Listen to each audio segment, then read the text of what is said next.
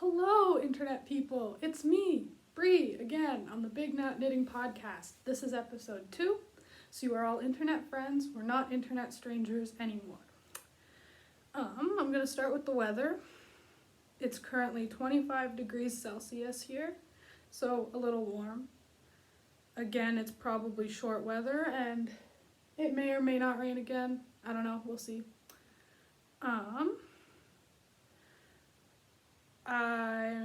I can be found on Instagram and Ravelry as Big Knot Knitting. I am going to address Ravelry a little bit shortly, but I'm going to do fun opening act stuff first. My science fact today was that sunflowers are what are commonly referred to as hyperaccumulators, which mean when you plant them, they have a tendency to suck up toxins, radioactive particles, nasty stuff you usually don't want in your field, and they suck up a ton of it and store it in themselves. So people have started to use sunflowers to clean fields. It takes a couple of seasons of sunflowers to really clean up a truly wasted field, so it's a little longer than some traditional methods, but flowers are way easier to use and dispose of than some of the other methods that are used to clean up radioactive mess, I guess. So I thought that was kind of cool. Sunflowers are my favorite flower, so it's cool to think they have more applications than just being pretty and producing nice edible seeds. So we've done weather, we've done science fact. Again, I'm in the sunroom.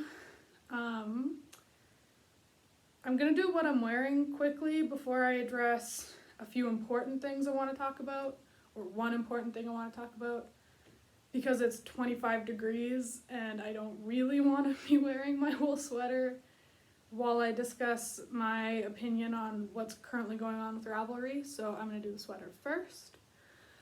I'm wearing my Blackthorn sweater by Lily Turner, who may be more commonly known as Wishbone Yarn. She is a yarn dyer and knitwear designer in South Africa.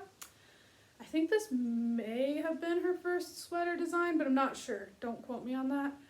It's color work with this thorn motif that's inspired by a tree that grows in South Africa.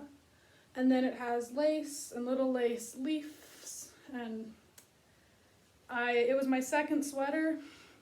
I went from a bottom-up worsted weight sweater to a top-down fingering weight color work, because when I first started knitting sweaters, I really didn't know any better about that jump in difficulty. I finished this sweater about almost exactly a year ago now, so it's about a year old. And it's my most worn sweater so far. A lot of my other sweaters were finished when it was kind of too late to wear sweaters.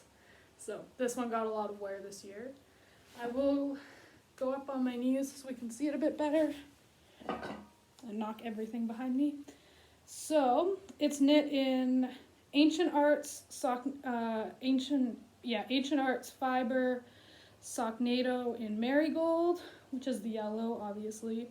Aurora, which is the green, and then I lost Yarn Chicken and I used a skein of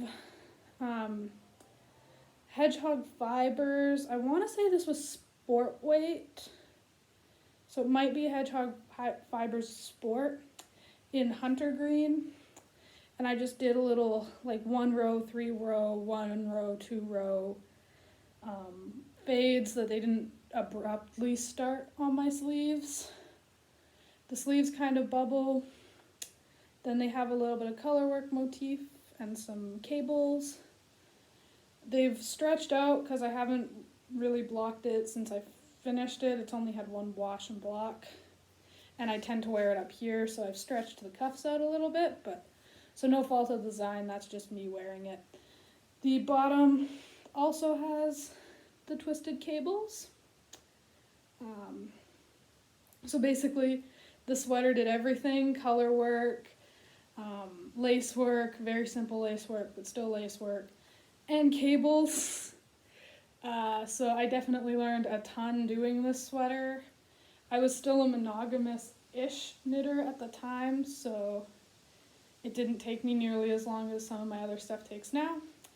But I'm starting to boil in it, so I'm going to take it off and we're going to discuss Ravelry.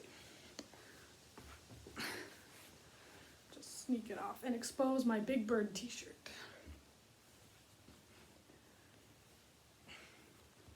See, Big Bird. So recently Ravelry has had some major accessibility issues.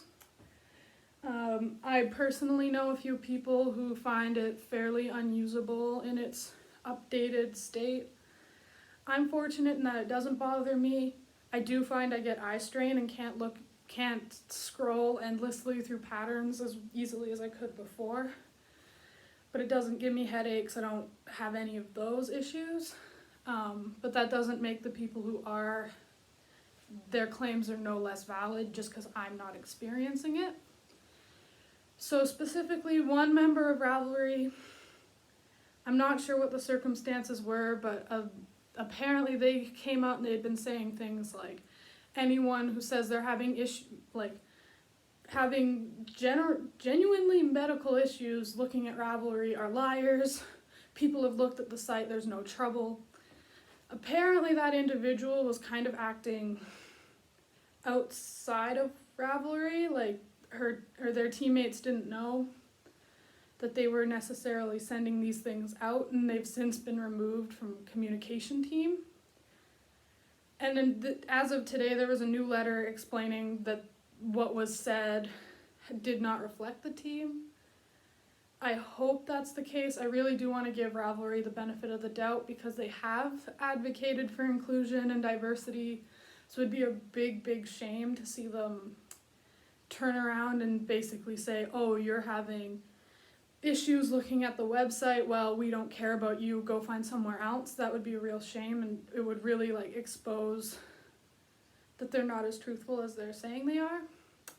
So I want to give them the benefit of the doubt. But obviously, if one person comes out and says certain things, there is potential that the whole team has been saying that stuff and only the one was lacking the foresight maybe to actually say something and then got kind of caught for it. So I think what I'm going to do is I will still host some podcast stuff on my Ravelry, i.e. a full-length show note. But if anyone who can't access Ravelry would like me to email or DM them a copy-paste of the full-length show notes, I can totally do that.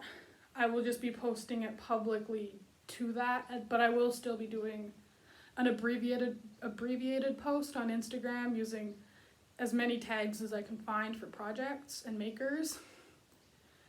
And I will be closely watching what Ravelry decides to do. If it's clear that this latest letter from Jess is just about, oh, I have a kitty mewing at me. Hello, Hermie, hello. I don't know if you can hear her, but she wants to be let in so badly. Anyway, I will be watching to see what they choose to do.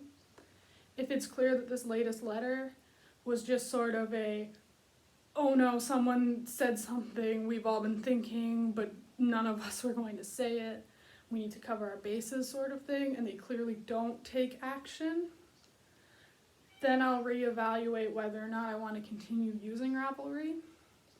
But if I start to see what I think are positive steps towards improving Ravelry and making it accessible to everybody again, then I will continue using it. For the time being, I want this podcast to be inclusive, and Ravelry, as it stands, is not super inclusive. So, but it's one of my only options for posting show notes and such without going over to Facebook or making some kind of Google Doc that everyone can access, and I have a feeling those would just kind of be nightmares. So the Ravelry group will continue, but naturally I will be watching to see how things play out. Again, I want to make it very clear, everyone here is welcome, everyone here is important. Doesn't matter if you identify as he, she, they, them, any combo or whatever. If you like boys, if you like girls, if you like everyone and no one, if you're Black, if you're Mexican, if you're Caucasian, First Nation, everyone is welcome on this podcast. And again, we're going to come to this with a project I'm planning, but your craft is your craft regardless of your materials. I want to make it very, very clear everyone is welcome on this podcast. I'm human though, I will probably screw up and say something that I think is inclusive and then it isn't. I'm going to try to be as inclusive in my language as I can, but naturally I will make mistakes. I do understand my privilege being white and cisgender presenting, and obviously I'll probably make a few mistakes, but I will definitely try. So, you've seen what I was wearing. You have heard your science fact, you've heard your weather, we've had an important conversation. So now we'll get into what should be finished objects but wasn't. I tried to get too many things done in time for this podcast and instead got nothing done. But I do have some decent whip progress, which means I'll probably have like a lot of finished objects next week. So let's get right into it. I'm going to start with the knitting finished objects because knitting works in progress. Because a few of my other works in progress, which I mentioned on the last podcast, are much, much bigger and may require some moving of stuff, so I'm going to do them after. You will have seen all of these works in progress, but I only brought the 3 that I've actually worked on since last week. The first being my barcode shawl. This time I brought pictures because last time the pictures did not work, so I've got photos on my phone. So the barcode shawl by Jody Brown. And it looks like that when it's finished. She did hers very, very, very graphically. It's black and white. Mine's a little less graphic. It's browns and golds. The golds don't really stand on the brown, but you know they're there. Last week I was about here. I had just finished the gold repeat. So I'm doing the last brown repeat. Then there's another gold repeat and then a small brown repeat to bind it off. So I'm halfway done, roughly.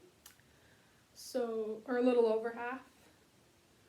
So I'm hoping that it'll be then fairly long because I can already wrap it. So as long as I get a little more length that I can wrap it without needing to like tie it, then we'll be at a perfect length.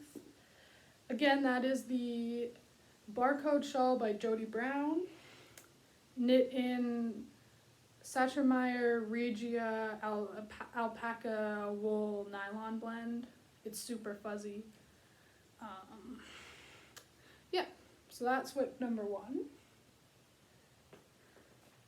Whip number 2 is my Le Pouf cardigan, which apparently has sticks in it now, by Hedgehog Fibers. It's a free pattern on their website. The original, I also have a picture of this time, is this faded cropped cardigan with bubble sleeves. It's knit with fingering held double in the pattern. I had seen this yarn, this Crooked Kitchen smoking jacket yarn, and I wanted to make something with it. And I was having a mohair kick, so I ordered a quantity in fingering and mohair to hold together. So I ended up knitting this. Instead of fingering held double and fading it, it's mohair held single, or mohair and fingering held together in a single color.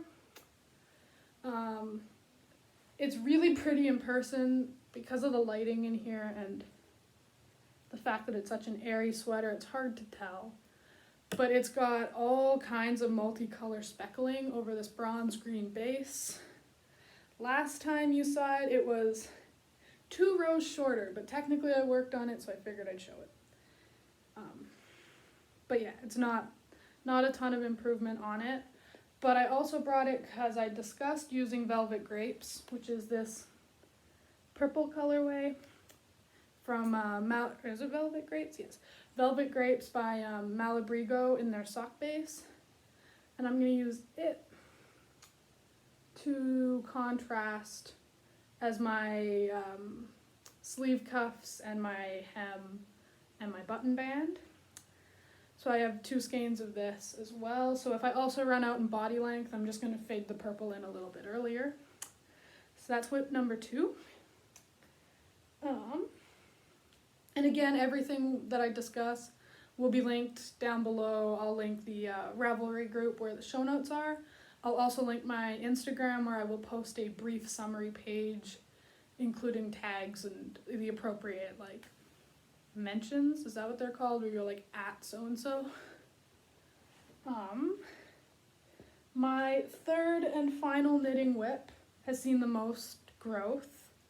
When you last saw this, it was half a body and a sleeve. It's now a full body and a sleeve. Enough that I could actually try it on. But this is my Simone pullover by Gabriella Makes. And last time it would have been, it's too long. It would have been about this long roughly. I had a bow and ball and then the band left to go. So there's a detail here on the hem, this little pearl bump chevron, and then standard ribbing. I won't try it on now. I'll save it to wear it for next episode. But it does fit me. It's about a high hip length, so not quite cropped, but not full length. It's like that middle ground where I tend to make a lot of my sweaters. Again, I added baubles to the sleeves. That's not in pattern, but I will include them in my pattern notes on Ravelry, so if anyone else wants to add the baubles, they can. I'm knitting the size 5, which I think is 44 inches, giving me 2 inches of positive ease, I think. I'm not 100% sure. I'll check and put it in my Ravelry notes, but that's it. It's knit in Over the Moon yarn in a custom order colorway that was aptly named Stormy Skies. So now I just have a sleeve to go. The last sleeve took me 2 days, like days where all my knitting time went to it. So it should be done in time for next podcast. If it's not, then I was clearly working on a ton of other things or something, but it should be done because I'm trying to shrink my whip pile. So, yes. I am very, very, very happy with how this is turning out. It's been almost 2 weeks, I think, of working on this now, and it's almost done, so it's an incredibly quick knit if you work on it monogamously and ignore your older whips like I do. So that's it for my knitting whips. So I have a couple of, what the heck, okay, there we go, of other whips. I've been doing some other crafting. I find sometimes if I knit too much, my hands get tired, they cramp up, but I need something else to do. So I bought a cross-stitch kit.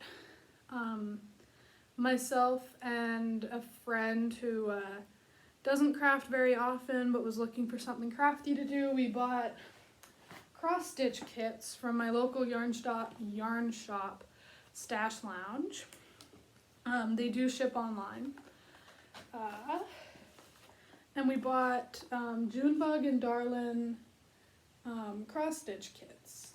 She picked Moth and Wild Rose, so hers has this beautiful rose and then 1 moth.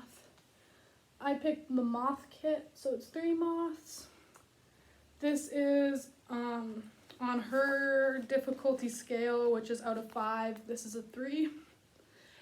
It's my first kit, my first ever cross stitch.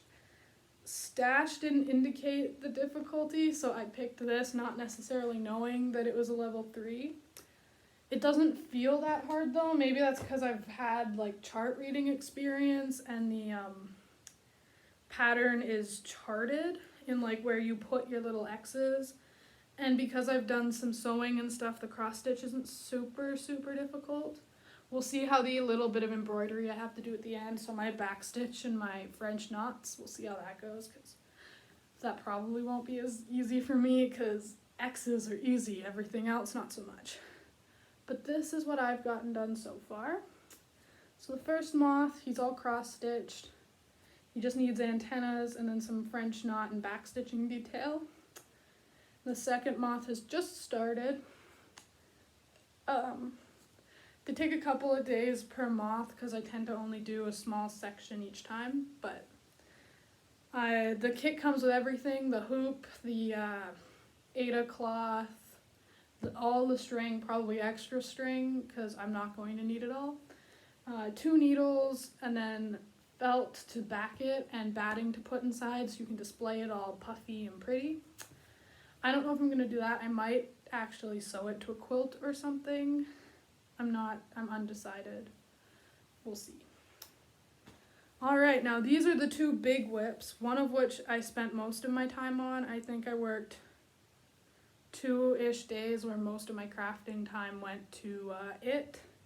But these are my 2 quilts in progress. I talked about them last time, but I was going to show pictures of them and then I didn't because I'm forgetful and technology completely crapped out on me. So without further ado, I'm going to get up and grab those and adjust my jeans.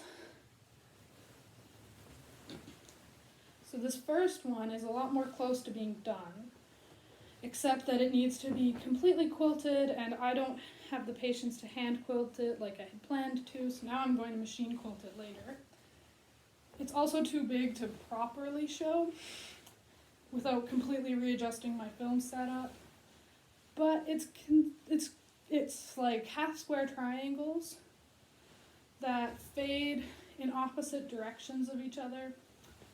So from one corner to the opposite corner, it goes dark blues and blacks to light pinks, but they go in opposite directions depending on if you're looking at the solids or the patterns.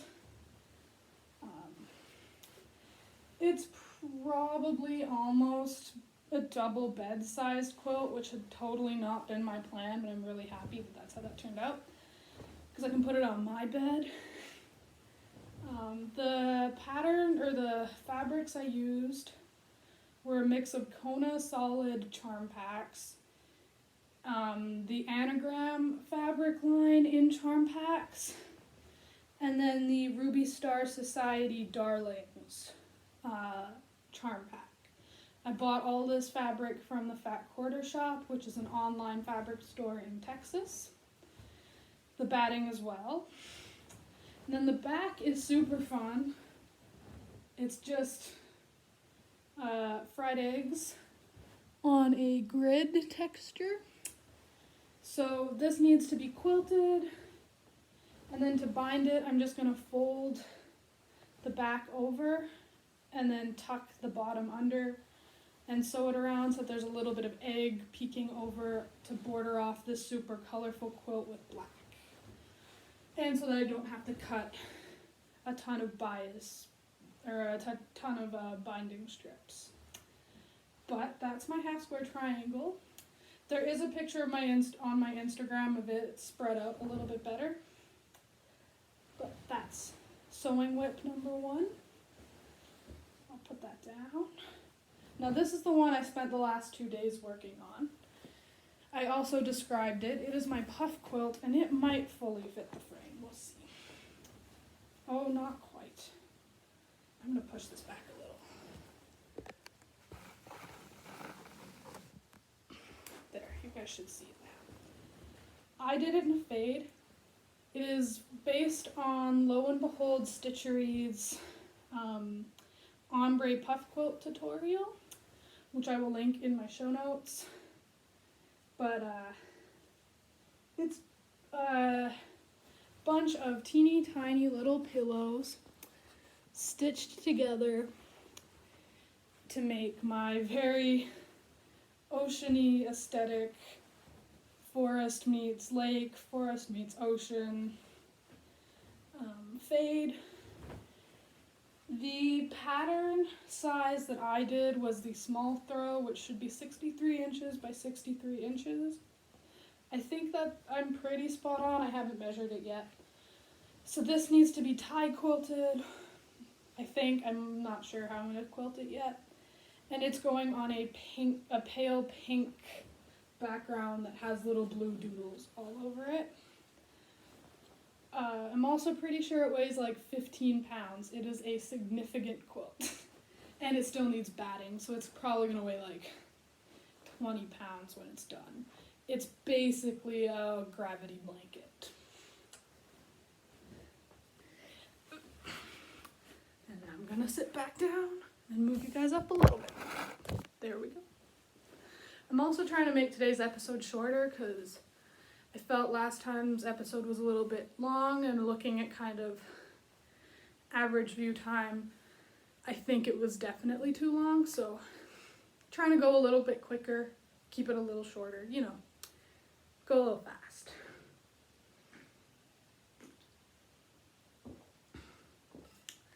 Seeing a theme? Yep. All right. So now we're into stash acquisitions / dream knitting /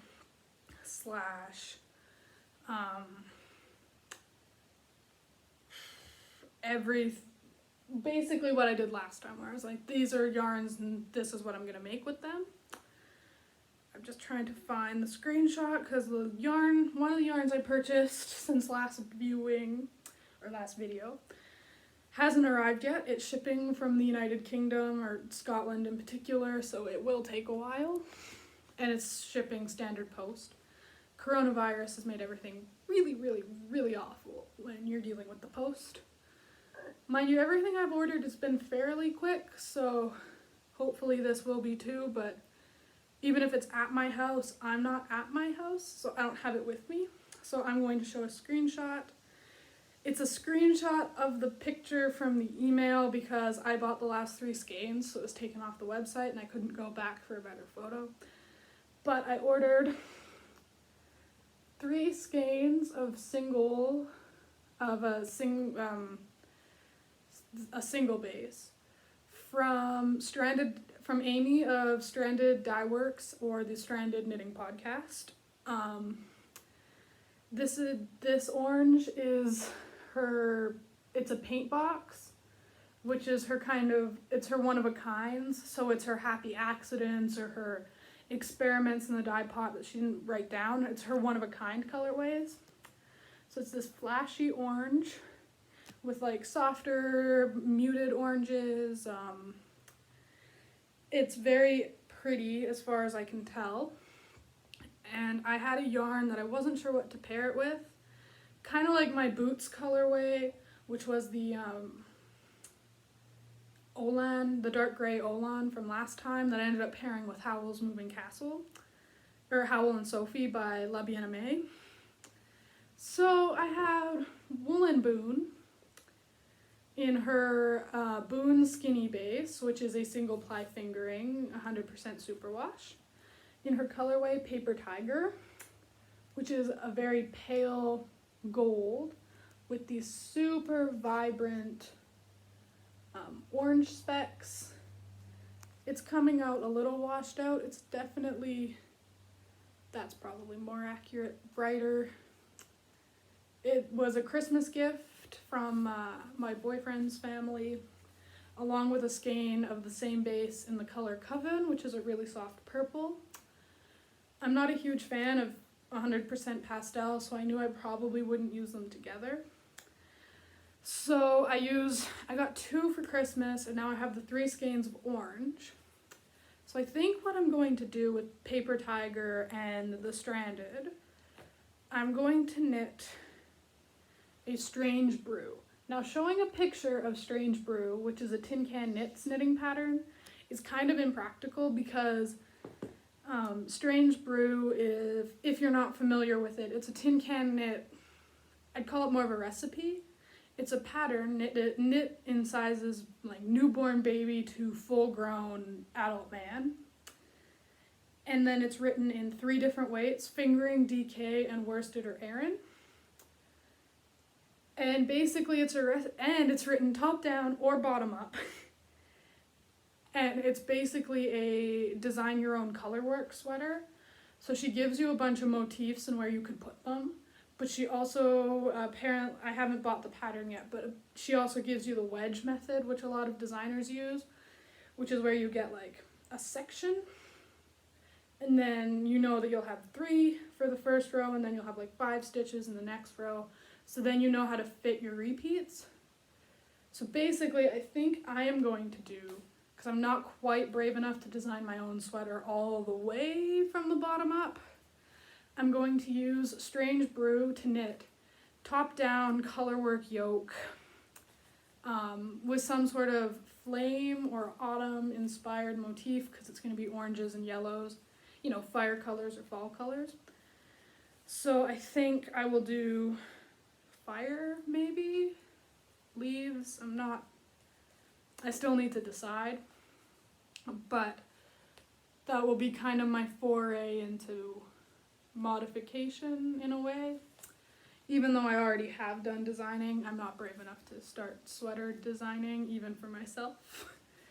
So it'll be a color work that I come up with the color work myself. I may add an extra skein of a different color, just so I have a dark poppy contrast, like a really charcoaly color. But I have to see what I decide for color work. Okay, so last week we talked about yarn accessibility and how I want everyone to feel that they can use whatever yarns they want here, and that I was going to make an effort to use and discuss different alternatives for everyone. And today I happened to, completely unplanned, I ended up at my local yarn store, Stash. And in their sale bin, they had a bunch of gathering yarn mill ends. They were selling them because they were discontinuing having the line, or the line was getting discontinued. But I figured it was a good option to show that, like, there are companies out there that kind of wholesale basic bases in like single colors, kind of like Estelle or Cascade. So these skeins were already a steal, but then they were 30% off as well. So I think they worked out to just over $8 Canadian, although market value it was $12 Canadian. And I bought 9 skeins of it. So basically I bought a sweater quantity, and it cost me less than $100 to do a full body colorwork sweater. And I picked a sweater that, if you were to use the suggested yarn, would be a very, very, very expensive, or could be a very expensive project. For a while it was free. It is paid for now, but I happened to snag it while it was free. I think I'm going to use it to do Ghost Horses, which is by Caitlin Hunter, or Boyland Knitworks. It's got these, can I zoom? No, I can't. It's got little like carousel horses almost going around the yoke, and then it has just kind of a checkery houndstooth kind of detailing lining the body. It's knit with Spin Cycle in their like solid sport, and then their, is it Dyed in the Wool or Dream State, whichever is the sport weight one, of the hand spun looking base. The problem is, in the hand spun, for my size anyway, you need almost 800 yards, which in a Spin Cycle skein means 4 skeins. And their yarn is not inexpensive. It's definitely a luxury purchase.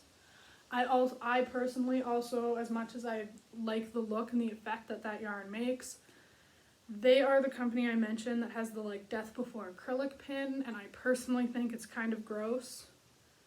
That whole idea is kind of really I don't like that idea, so part of me won't buy on principle.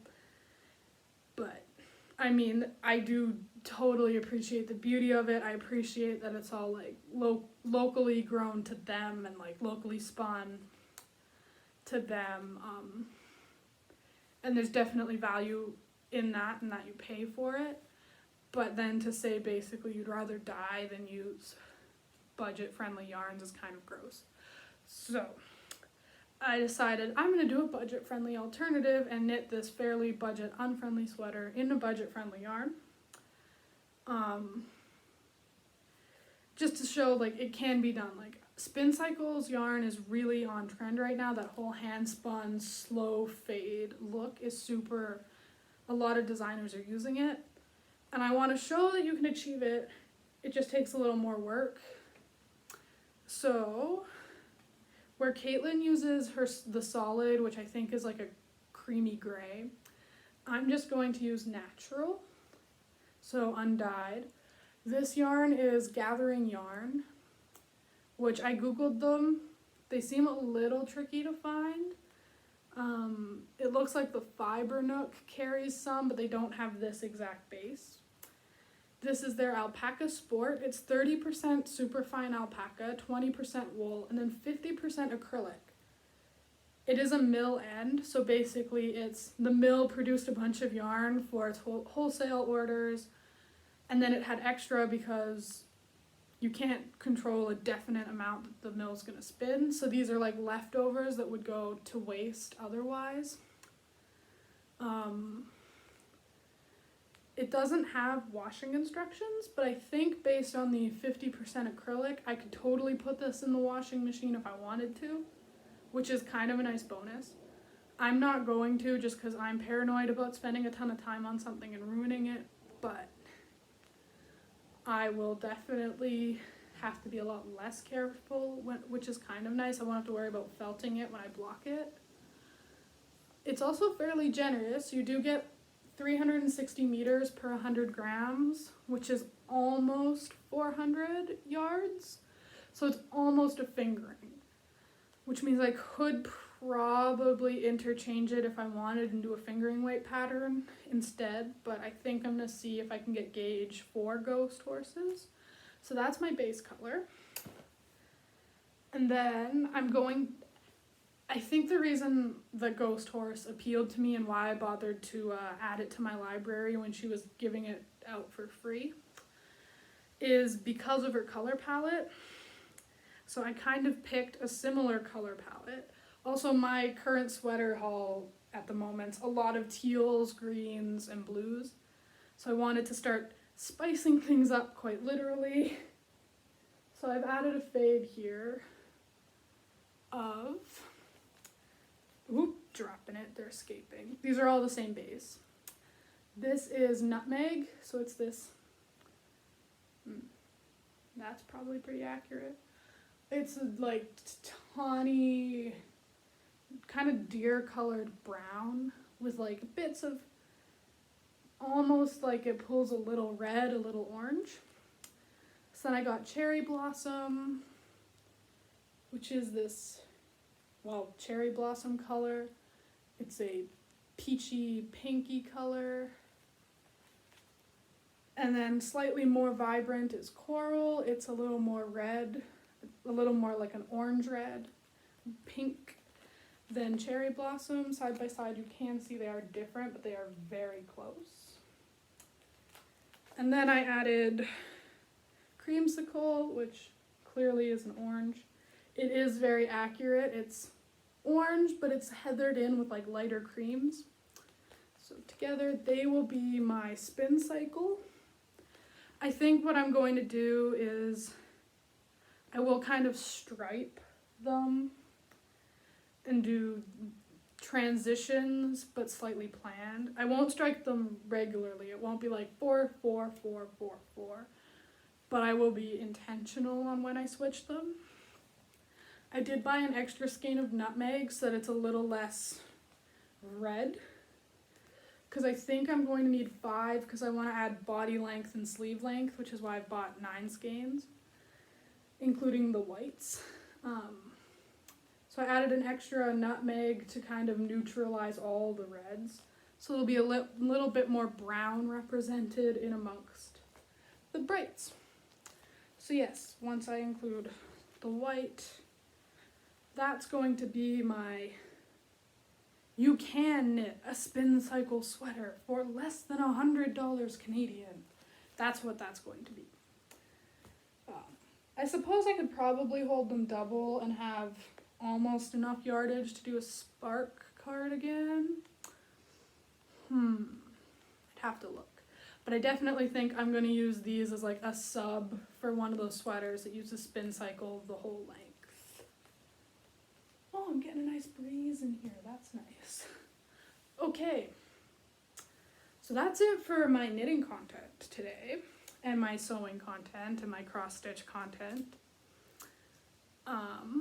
At least in terms of what I'm working on, what I'm going to work on,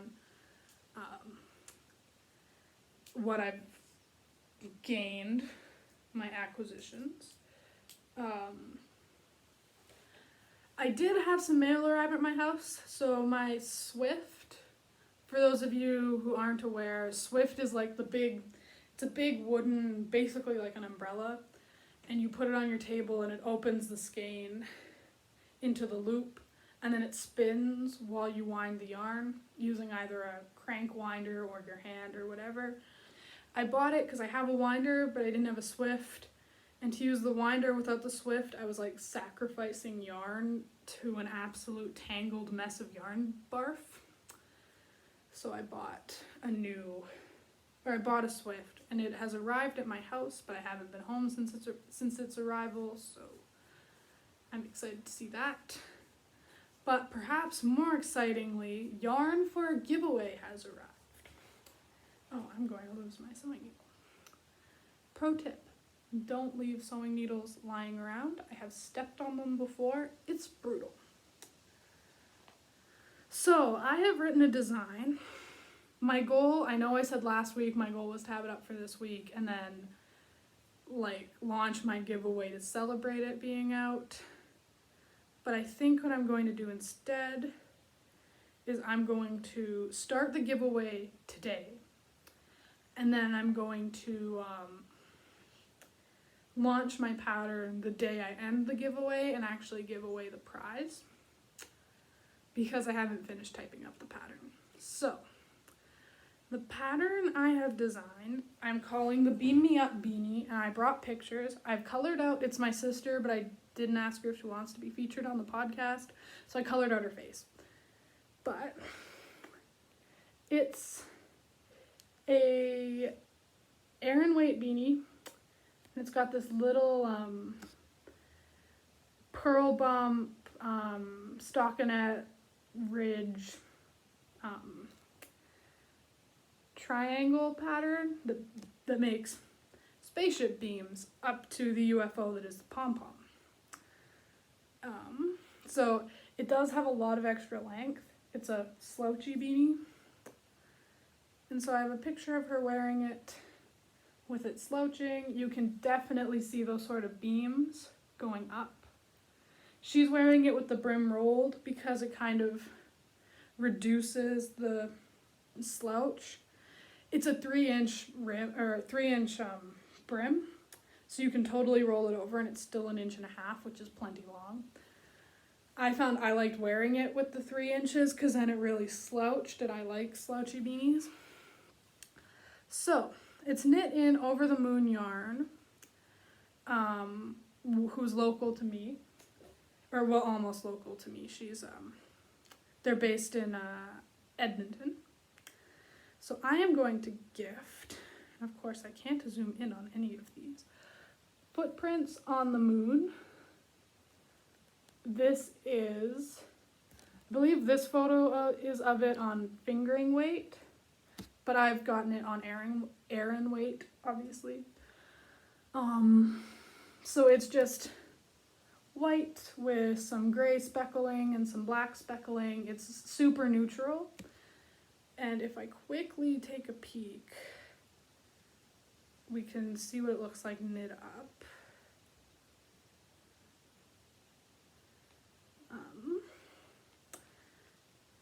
super professional here, scrolling through Instagram. I know that there's a post of it here, I just have to find it.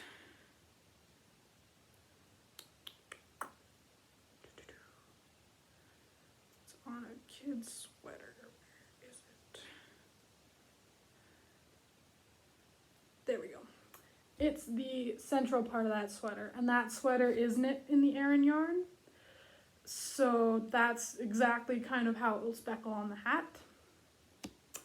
You need less than a full skein to knit the hat, so you would have enough to do the hat and then even like the brim of the next hat, or depending on who you're knitting it for, maybe a small pair of fingerless mitts. It's definitely got a relatively significant amount of extra. I'd say a ball about, I hand rolled it and the ball's about that big to start with. You got about that much left.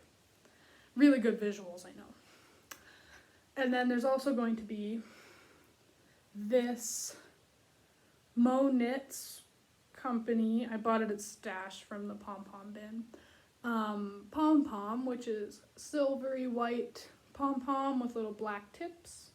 It's a tie-on pom pom, which is good because tie it on, and then if you need to wash the hat, you just pull it off.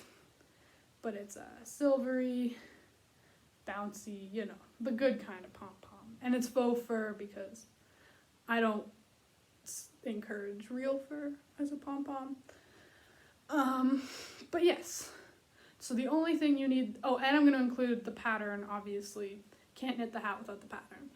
So you will get the skein of Over the Moon yarn, which tends to come with a little bag of goodies, which I will also send your way. So I think it comes with like a pin, a stitch marker, and a little thing of rockets, usually. So I'll send those as well because I already have enough Over the Moon pins. And then the pom-pom, the pattern, I think that's it unless I decide I want to be clever and add a surprise.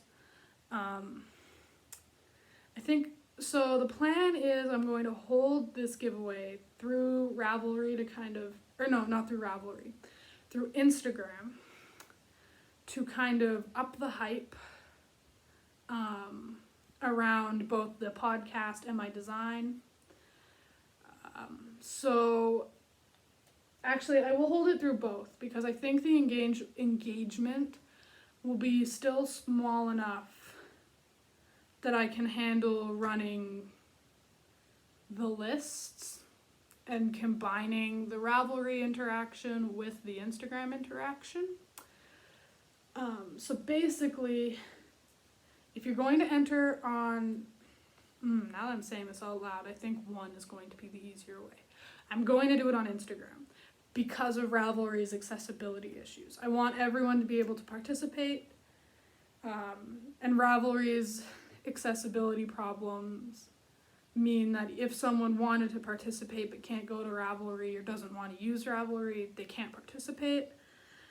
I understand not everyone has Instagram if that's the case. I will find an alternative. It'll probably just be like shoot me an email at bignotknitting@gmail.com and just tell me, or whatever, basically say you're interested in the giveaway. So the prompt for the giveaway is going to be, I would like to see your COVID projects. Be that a picture of the absolute mountain of things you've started, like myself, since the virus hit. Or a mountain of finished objects, because you're a monogamous knitter and you knit a sweater every 2 weeks or something. Or if you've done very little, that's completely fine. Send a picture like your dog. I'm really not picky. So I just want to know kind of like, yeah, what people are working on, what people have been doing. I think I'll definitely like put a post explaining the legitimate rules, but basically if you tag it Big Knot Knitting Podcast, I may need a more creative tag. Maybe we'll call it, yeah, let's use the hashtag Beam Me Up BKK. So Beam Me Up Big Knot Knitting, but that's a really, really, really long hashtag. So we'll use it Beam Me Up BKK. And then if you post on Instagram using that hashtag, I will use one of those nifty apps that takes all of the people who posted and randomly draws. If anyone approaches me about not having an Instagram and wanting to enter, I will make sure to put those people's names on the list manually. And then I will announce them on next Thursday, either on the podcast, on my Instagram, probably on both, and probably on Ravelry. So that someone can get me their shipping details, so I can get this in the mail to you and get you a code for the pattern, assuming it's up when it's going to be up, or when I say it's going to be up. I know some people limit where their giveaways go to, but based on my creepy statistics stalking of this YouTube channel, I'm not going to do that. To ship a very small package won't be ridiculous, so I will send it to anyone. It'd be actually kind of cool if I send it super far, but if I send it down the street, that's fine too. So yes, the giveaway is the pom-pom, the skein of Footprints on the Moon, which you can see on Over the Moon Yarn's Instagram, as well as the pattern. So you just need US size 7, which is a 4.5mm needle, I think. Yes, a 4.5mm needle and a tapestry needle to like close off the top and weave in any ends. Yeah, it's a super simple pattern, give or take. I'm going to include little like boxes where you have to repeat a row 6 times. It's going to be 6 little squares, so you can check them off as you go and not lose count. But yeah, that's basically everything today. We talked science, we talked toxin-eating sunflowers, we talked steamy hot weather that I am very done. Autumn cannot come soon enough. We talked Ravelry, we talked all my knitting whips, sewing whips, everything else whips. I was going to film this on my camera, but I only had a half hour of memory space and knew I would go over. Again, I'm at an hour. Can't be helped, I guess. I talk a lot. But yeah. Don't have a strawberry moment today. It's been much too hot to have a strawberry moment. But I have made cornbread twice in the last week and made super, super awesome lemonade. I'm going to give you the lemonade recipe. You take 1.5 cups of sugar, you stir it into a cup of water. If you heat the water a little bit, the sugar stirs in better, but honestly, it doesn't matter. And then you add 1.5 cups of lemon juice. I just use the bottled, like,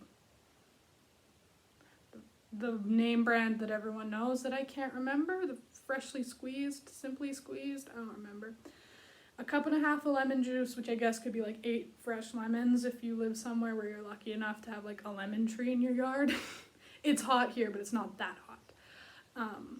And then you top it off with 7-ish cups of water. I topped it off with an almost full bottle of sparkling water. Then I put a few mint leaves in there.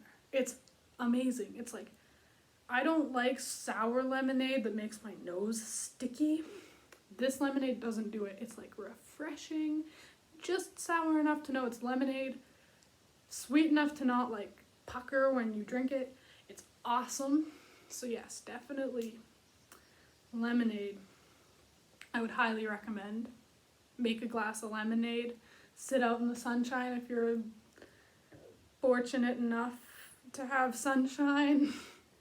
I shouldn't be complaining because we had like rain all month last month, but I'd rather have rain. But yes, I hope you have a drinking lemonade on the porch evening, morning, middle of the night, whenever it is you're watching this. Hope your knitting and crafting brings you joy, and if it doesn't, I hope my knitting brought you joy, or my pile of works in progress didn't give you anxiety. But yes, episode 2 is under the belt. Oh, and I'm considering dabbling in yarn dyeing, but I think that's a discussion for another episode. So stay tuned for episode 3 if you want to hear my nutty dreams of yarn dyeing. I'm thinking video game nerd inspired stuff, and maybe even a couple of meme lines, if you're into that, if you're hip with the kids like I am. Okay, I'm done babbling. It's been an hour. It's very hot in here. I'm going to go make another jug of lemonade. I hope you make a jug of lemonade. And I hope this doesn't take an hour to upload, or take 7 hours to upload, or I will be a day late in posting this. Anyway, enjoy the rain, the snow, the heat, whatever you are experiencing, wherever you are, and enjoy your crafting. If there's nothing else you can be sure of in this world, it is your crafting. Anyway, I'm Bree, or Big Knot Knitting on just about everything, and I am signing off. See you next Thursday.